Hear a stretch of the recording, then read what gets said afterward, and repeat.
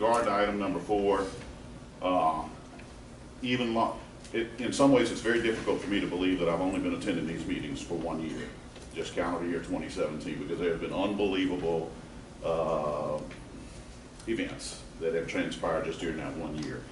But even prior to me coming, I know this was an issue of contention, and from my vantage point, it's long since ago time for a written report to have been issued. I know you pressed for it back in June or July, referencing Chairman Simeon.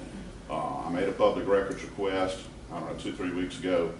They said there was no responsive report. I think that this board has a firm obligation to sue Taylor Townsend for breach of contract for failure to produce that written report. And I realize that's going to put each one of you in a precarious position, because then you're in a position of having to sue the head of the political action committee who headed John Bell Edwards, the current governor who appointed you, headed his super PAC. That's one of the problems about first, hiring a political hack to do this.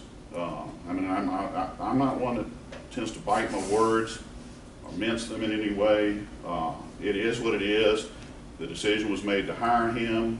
He didn't issue a written report. Your own legal counsel has said repeatedly that he was under an obligation to issue it.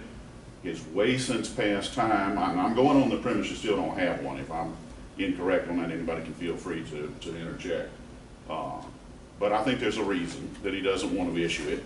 But I think the fiduciary obligation of this board is to hold his feet to the fire and demand that it be issued. And then if he's not going to, and it appears he's not, it's time to sue him for breach of contract. So that'll pretty well conclude my public comment. Again, I appreciate the opportunity to address you. Appreciate. Just as a matter of clarification of the facts, well, not clarification, but confirmation, as we do not have a report.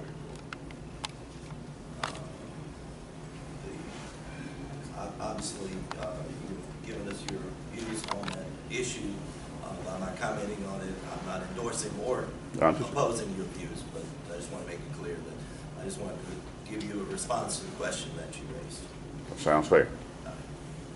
Session, it is 10:27, and we're here to discuss in the matter of investigation of LSTA political contributions, docket number 16221-4. We would entertain a motion to defer this matter for further consideration at the next meeting. Second. All in favor, say aye. Aye. Opposed? The ayes have it, so it will be on the agenda